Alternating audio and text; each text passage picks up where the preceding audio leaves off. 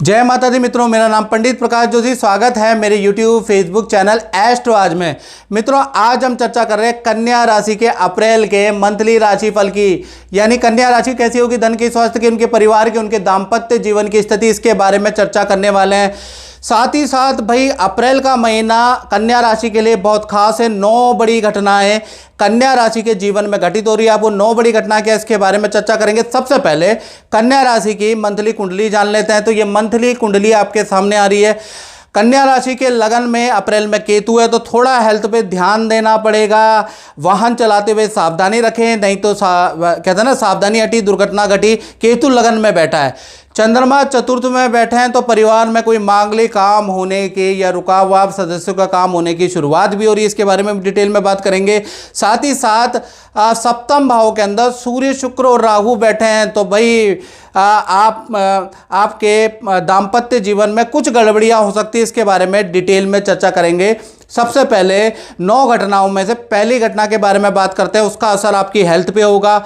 यानी आपकी राशि के अंदर केतु बैठे हैं। केतु बैठने से बस यही कहूँगा कि अप्रैल के महीने में बुध पूरा वक्री है। यानी आपके राशि के स्वामी बुध होते हैं, वो पूरा वक्री है। आपको हेल्थ की समस्या दे सकते हैं। यानी श्वास की प्रॉब्लम, ईएनटी की समस्या, गले की, बैक की, स्पॉन्डिलाइटिस की, कुछ लोगों को सर्वाइकल की प्रॉब्लम रह सकती है। यानी कन्या राशि वाले हेल्थ से परेशान रह सकते हैं, खासकर 5 तारीख से लेकर और 25 अप्रैल तक। और जो युवा हैं वो वाहन ध्यान से चलाएं, क्योंकि वाहन से आपको चोट लग सकती है। पीकर वाहन नहीं चलाएं, हेलमेट पहन के वाहन चलाए, नहीं तो थोड़ा, क्योंकि केतु लगन में बैठा है और हमारा फर्ज होता है आपको सावधान करना, तो विशेष आप सावधानी रखिएगा। 5 तारीख से 25 तारीख तक थोड़ा सा कन्या राशि के हेल्थ के लिए ये समय अच्छा नहीं है, बाकी ठीक है। और दूसरी घटना के बारे में बात करें तो धन भाव के स्वामी, यानी फाइनेंस से संबंधित है। धन भाव के स्वामी सूर्य, शुक्र और राहु की युति एक साथ हो रही है। यानी तीनों शत्रु ग्रह आपस में बैठे हुए हैं। यानी कन्या राशि की फाइनेंस की स्थिति 2 भागों में बढ़ जाती है मित्रों। 1 तारीख से लेकर 13 अप्रैल तक भाई आपको धन हानि हो सकती है। इस समय पे आपको किसी को पैसा उधार नहीं देना है। 13 अप्रैल तक आपको कहीं पर भी पैसा इन्वेस्ट नहीं करना है। सरकारी योजना में आपको नुकसान हो सकता है, शेयर में आपको नुकसान हो सकता है, तो 13 अप्रैल तक आपको धन निवेश नहीं करना है, याद रखिएगा। साथ ही साथ वाहन पे आपका 13 अप्रैल तक खर्चा होगा। सरकारी मामलों पे आपको खर्चा करना पड़ेगा। माता पिता पे खर्चा होगा। यानी 13 अप्रैल तक नित्य नए खर्चे आपके सामने खड़े होंगे, ऐसा योग नजर आ रहा है। फिर 14 तारीख को ये युति टूट जाएगी, तो 14 से 30 अप्रैल तक अचानक कोई ऐसा काम बनेगा या ऐसा कुछ होगा, ऐसी घटनाएं होंगी कि आपका थोड़ा फाइनेंस सुधर जाएगा, थोड़ा लाभ, थोड़ा धन आपके पे आता हुआ नजर आएगा, थोड़ा कमीशन या एक्स्ट्रा इनकम से भी आपको लाभ होगा।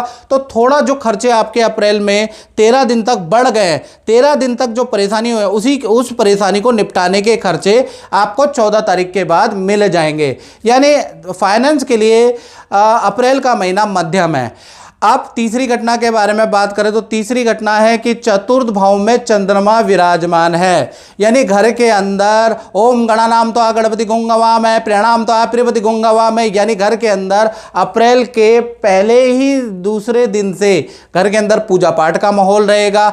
घर के अंदर पूजा, कथा, पारिवारिक सदस्यों द्वारा हवन यज्ञ होता हुआ नजर आएगा। और परिवार के साथ में तीर्थ की यात्रा, नदी समुद्र की यात्रा भी अप्रैल में लिखी है। तो अप्रैल का महीना पारिवारिक जीवन के लिए, पारिवारिक शांति के लिए बहुत अच्छा है। चौथी घटना के बारे में बात करें तो चौथी घटना का असर कन्या राशि वाले उनकी है जिनकी संतान है। तो यहाँ पर शनि मंगल का योग बना है। शनि मंगल का योग जब भी बनता है तो थोड़ा संतान के लिए कष्टकारी होता है। खासकर 1 तारीख से लेकर और 23 अप्रैल तक जो बड़ी संतान है उनका स्थान परिवर्तन का योग नज़र आ रहा है, या स्कूल चेंज का योग नज़र आ रहा है। यानी अगर छोटी संतान है आपकी, 17 उम्र से छोटी है, तो उनका स्कूल चेंज का योग या सब्जेक्ट चेंज के योग नजर आ रहे हैं और प्रबल योग है। और जो बड़ी संतान है 17 से बड़ी उम्र की है तो उनका स्थान परिवर्तन का या करियर में परिवर्तन का योग नजर आ रहा है। हाँ, संतान को अप्रैल में हल्की चोट लग सकती है, दांत में कोई ट्रीटमेंट संतान को कराना पड़ सकता है या कान में कोई ट्रीटमेंट संतान को कराना पड़ सकता है। विद्या करियर के लिए अप्रैल का महीना बहुत अच्छा है, मतलब विद्या करियर में संतान का ठीक है। अब बात कर लेते हैं पांचवी घटना के बारे में। तो विद्यार्थी स्टूडेंट जो कन्या राशि वाले हैं, अप्रैल के महीने में दो बड़ी घटनाएं उनके साथ हो सकती है। यानी पहला, अचानक आपका कंप्यूटर खराब, वाहन खराब, गैजेट खराब, उस पर आपका खर्चा आ सकता है उसकी रिपेयर, उसको बनवाने में। दूसरा देखा जाए तो अचानक आपके लव पार्टनर से, आपके मित्रों से आपके वाद विवाद होंगे, यानी लड़ाई झगड़ा होगा। तो अप्रैल का महीना थोड़ा परेशानीदायक स्टूडेंट के लिए रहने वाला है। छठी घटना के बारे में बात करें तो छठी घटना का संबंध उनसे जो नौकरी करते हैं, जो जॉब करते हैं। तो यहाँ पर विपरीत राजयोग बन रहा है, यानी मंगल अष्टम के स्वामी होके छठे भाव में गए हैं, विपरीत राजयोग बना रहे हैं। लेकिन वहाँ पर शनि होने के कारण कहीं ना कहीं विपरीत राजयोग बहुत अच्छा नहीं बन रहा है, टेंशन में बन रहा है। यानी 1 तारीख से लेकर 24 अप्रैल तक विपरीत राजयोग एक्टिव है। पद प्रमोशन के योग आपके बनते हैं, नई जिम्मेवारी आपको दी जा सकती है, नया प्रोजेक्ट कन्या राशि को दिया जा सकता है, लेकिन टेंशनें बनी रहेगी।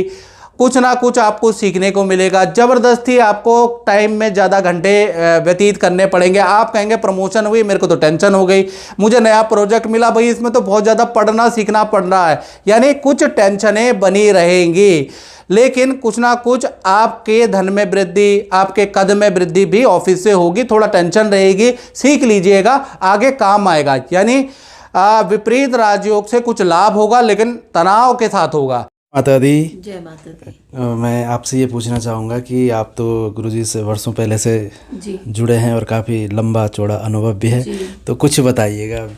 मेरे पास शब्द नहीं है बताने के लिए, क्योंकि जो शब्द प्रकाश जी के मुंह से निकलते हैं वो शब्द 100% पूरे होते हैं। चाहे वो मेरी बिटिया से रिलेटेड, चाहे मेरे से रिलेटेड, चाहे मेरे बच्चों से रिलेटेड, अब तक प्रकाश जी ने जो चीज़ें प्रिडिक्ट की हैं वो 100% सही निकली हैं। तो मेरे पास तो शब्द नहीं है बयां करने के लिए कि प्रकाश जी कितनी सही प्रिडिक्शन करते हैं। आपका विश्वास है ज्योतिष के ऊपर? पूरा विश्वास है। गुरुजी ने जो भी आपको रेमेडी बताई है, हाँ, वो आपने किया, उसका भी आपके जीवन में अच्छा फल रहा? बिल्कुल, जो रेमेडीज इन्होंने बताई है हमेशा उसको फॉलो किया है और आगे भी करते रहेंगे। बिल्कुल बिल्कुल। बहुत बहुत धन्यवाद, माता रानी की कृपा बनी रही। जय मां। इसी प्रकार से सातवीं घटना के बारे में बात करें तो वो है दाम्पत्य जीवन में, यानी दाम्पत्य भाव, यानी कन्या राशि के सप्तम भाव में सूर्य, शुक्र और राहु की युति बन रही है। यानी कि अप्रैल का महीना दाम्पत्य जीवन के लिए, लव लाइफ के लिए, पति पत्नी के लिए थोड़ा सा कष्टकारी है। पहले हम प्रेमी प्रेमिका के बारे में बात कर लेते तो अप्रैल के महीने में जो सूर्य, शुक्र और राहु की युति बन रही है, तो कहीं ना कहीं वैसे तो ये 24-25 तारीख तक बन रही है 1 तारीख से, लेकिन 70 से 80% ये महीना कष्टकारी है। तो मान के चलिए पूरा ही महीना कष्टकारी है। कहीं ना कहीं आपके पार्टनर को ऑफिस की टेंशनें नजर आएंगी, ऑफिस की टेंशन से आपका पार्टनर परेशान रहेगा, वाहन का चालान पार्टनर का होगा और आपसे भी बेफालतू में लड़ेगा, बेफालतू में आपसे उलझने की कोशिश करेगा। आप शांत रहिएगा। वहीं पर पति पत्नी के बारे में बात करें तो आपके पार्टनर को सरकारी दफ्तर के चक्कर काटने पड़ सकते हैं, सरकारी काम में विफलता रहेगी, सरकारी कोई कष्ट हो सकता है। साथ ही साथ एलर्जी की समस्या, इन्फेक्शन की समस्या पार्टनर को रहेगी। यानी पार्टनर को भी एक छोटे से काम के लिए कई एफर्ट लगाने पड़ेंगे। तो कुल मिला के पति पत्नी हो, प्रेमी प्रेमिका हो, तो भाई अप्रैल का महीना बहुत अच्छा नहीं है। आठवीं घटना के बारे में बात करें तो अष्टम भाव में गुरु और शुक्र कन्या राशि के विराजमान है और बुध अप्रैल के महीने में पूरा का पूरा वक्री होने वाले, यानी अचानक ही आपकी गांव की यात्रा हो सकती है। यानी अचानक आप पैतृक गांव में जाने वाले हैं, अचानक नदी पहाड़ों की यात्रा आपकी हो सकती है। भाई अचानक ही होगी आपकी, यानी अनप्लान्ड होगी। नौवीं घटना के बारे में बात करें तो नौवीं घटना का संबंध उन कन्या राशि वालों से जो अपना व्यापार, अपनी दुकान या अपना काम करते हैं। तो कहीं ना कहीं पूरा अप्रैल के महीने में बुध वक्री है, यानी 1 तारीख से 30 अप्रैल तक बुध देव वक्री रहेंगे। तो 2 बड़ी घटनाएं यानी शुभ घटनाएं आपके साथ घटित हो सकती है व्यापारियों के साथ। एक तो नया काम का आपको ऑफर मिल सकता है और आपको ले लेना चाहिए, यानी नए काम के ऑफर आपके लिए लाभदायक है।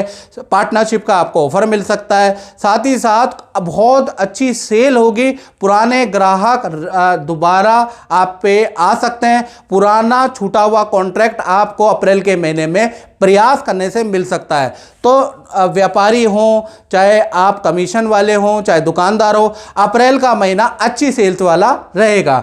मित्रों, इस कार्यक्रम में बस इतना ही। मुझे दीजिए इजाज़त। जय माता दी।